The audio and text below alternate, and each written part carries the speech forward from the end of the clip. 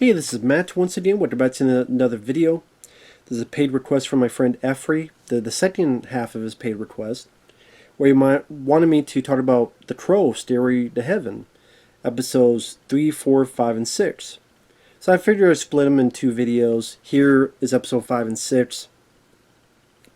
To recap, The Crow, Stairway to Heaven was a TV show that lasted for a year from 1998 to 1999. Sorry. 22 episodes. It stars Mark Dacascos, the star of films like Drive, with him and T.D.M. Hardison, Only the Strong, Double Dragon, Crying Freeman, many other films. And I would say with all the sequels and reboots they made, this was the closest to being a worthy successor to the movie The Crow. Now, granted, there's a lot of times they had to shoot during the daytime, so you don't really have much of that gothic, gritty atmosphere. They changed it where the Crow doesn't really kill people for this because of the...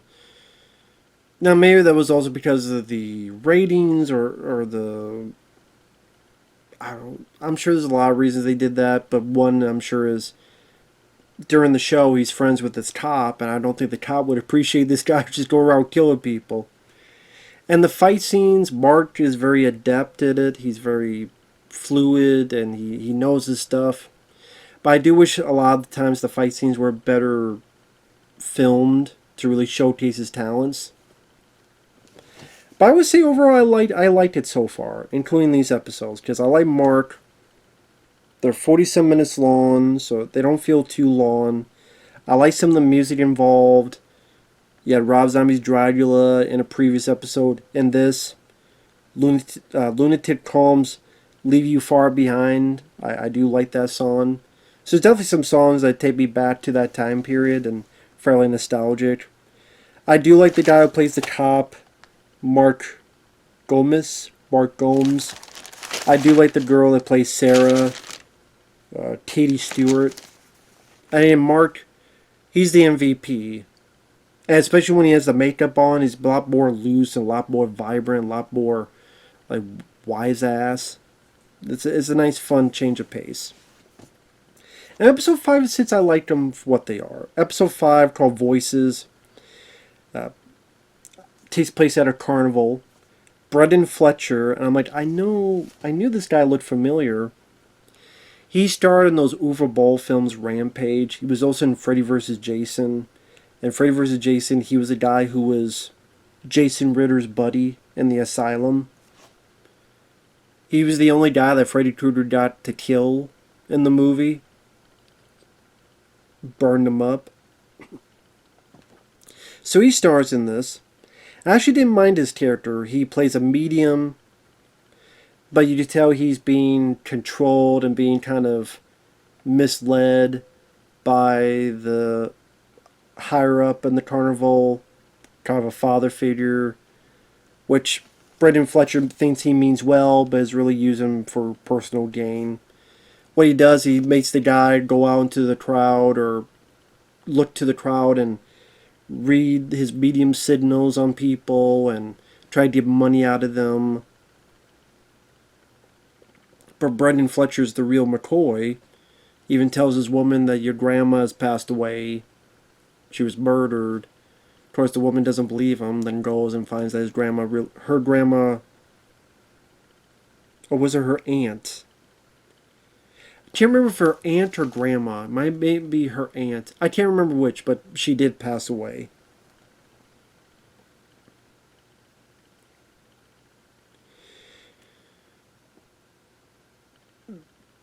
It's kind of loose, like how Mark gets involved with the situation. It's pretty much the little girl Sarah goes, I want to go to a carnival. I don't know about that. Yeah, come on, look, there's a medium. Why not check it out?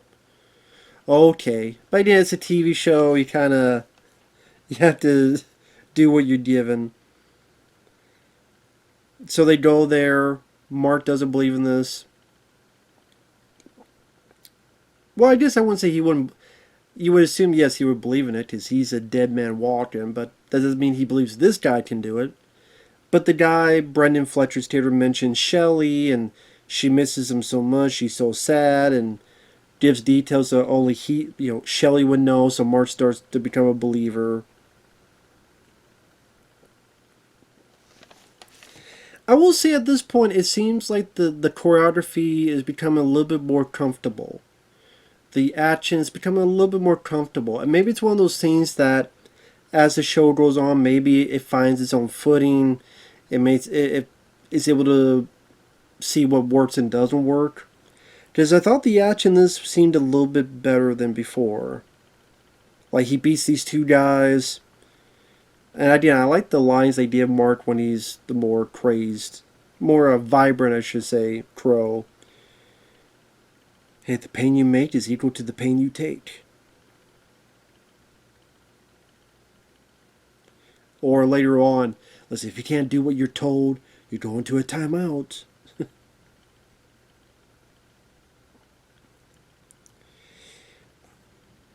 And pretty much Mark realizes these guys are trying to use Brendan Fletcher for their own personal gain. And Brendan, I thought, does a good job. I mean, he seems very kind of in his shell, but not too annoying. He doesn't have a lot of friends.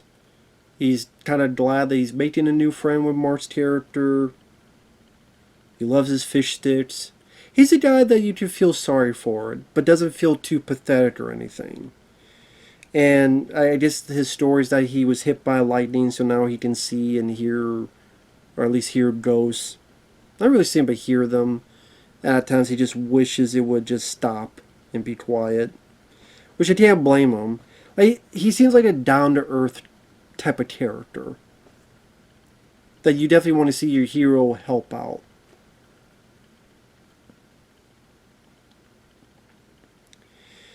One leads to another.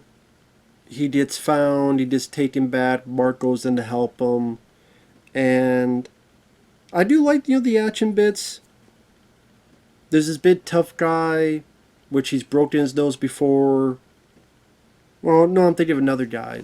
Well, was it this guy? I'm trying to remember if this is the guy who broke his nose. There's one of these guys in this movie where he's breaking the guy's nose. I can't remember which. But, there's a guy who thinks he's a tough guy, takes care of him. There's a knife guy. He throws the knife right back at him. There's a guy who's like a flame guy. Mark takes a fire extinguisher, just douses his sorry ass. I do whatever you can without being too brutal. And that's the thing. It's just sadly the handcuffs this show has, where he can't stab someone, he can't shoot someone. There's no crow shooting people. He can't really brutalize them. He can't kill anybody. So it's one of those things that I think sadly that was one of the... I liked the show, but sadly one of the detriments is just all the handcuffs that were put upon the show of what it can't do. Maybe that's what hurt in the ratings. I don't know. Or lack of advertising. I don't know. Like, if this was a show that if you could rework some things, it was like on HBO, and if you could rework the plot where, I don't know how you would do it, but like he could kill if it was self-defense, I don't know. Or maybe like just be more vicious where you could like break an arm, break a leg, stab someone in the leg or in the arm or something. Kill when he had to, but at least beat the shit out of him and bloody them up or something. Maybe that could have helped a bit better, but it is what it is. So he takes care of some bad guys. He helps Brendan Fletcher, who's ready to jump. Wants to be normal.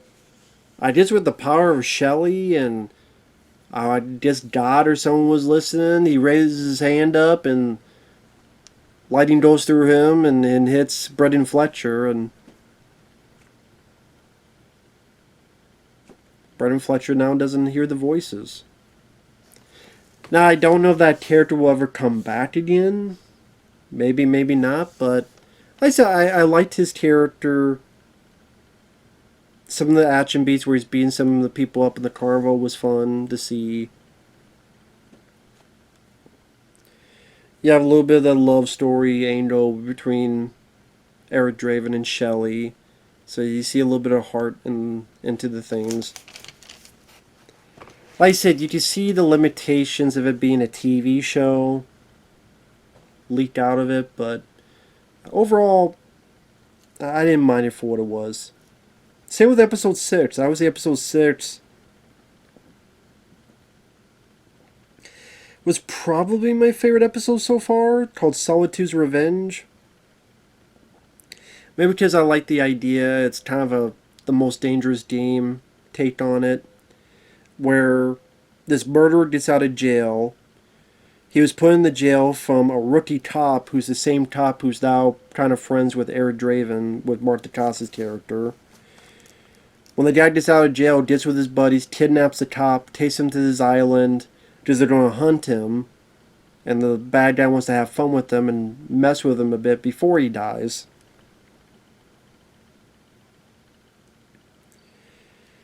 But Mark Dacascos, he realizes something's up, is able to get to the island and helps him out.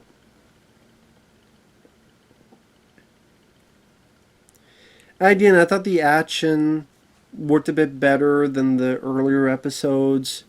So you see a bit of Mark being able to do some stuff, like he fights this big guy, able to break his leg, or at least sounded like it, and throws him.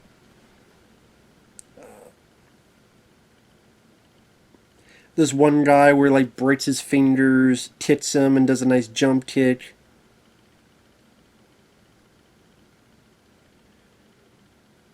There's a guy where he does some nice dodges, blocking the guy dodges, and punches the hell out of him. So it seems like the action, while it's nothing to run home about, it feels a bit more, let's say, a little bit more comfortable within its own skin. Like at least a little bit getting there. But I would say my favorite part was the banter between Mark and the cop. I thought they worked well together.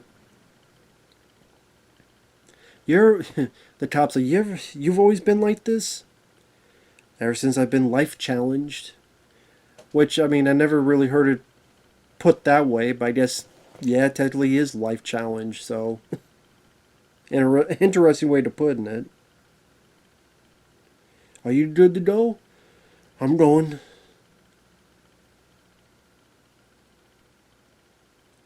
Oh, you're alive. Well, let's not get technical. So again, I do like the banter between the two.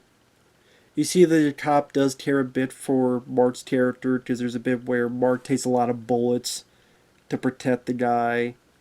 And it seems like he's down for the count, and the cop's telling him, come on, don't check out on me. Come on now, man. And then he thinks the guy's dead. He gets arrested. I mean, he gets put into this little cell to starve.